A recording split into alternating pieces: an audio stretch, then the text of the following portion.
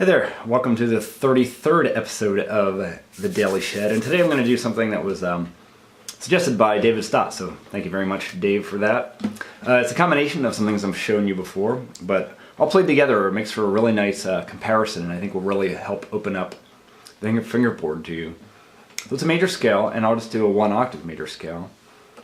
Now let's do it in the key of A first. So the major scale that you probably know so far.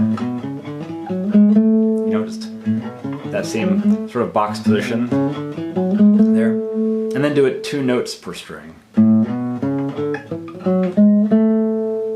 Okay, followed by 3 notes per string,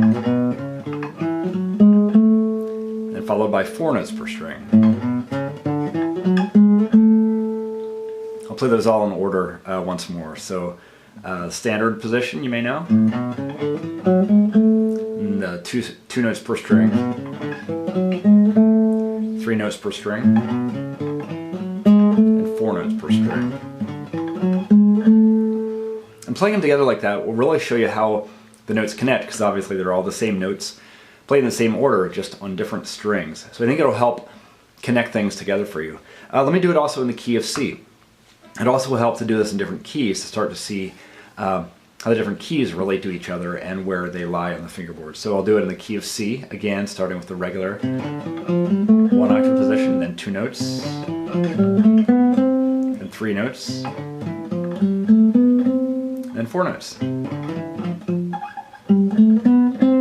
me do 4 notes again. Like that. So I was just playing that in a number of different keys, obviously because you're covering a pretty wide area. Some keys will be harder than others, and some keys you won't be able to get all the way across the whole octave on. But I encourage you to do that in some different keys, especially ones here between like A and D. There, especially if you have a cutaway, you can get all the way up there and start to see how the notes fit together. So great exercise for picking and for learning the fingerboard. Thanks again, Dave, for that, and thank you for watching. All right.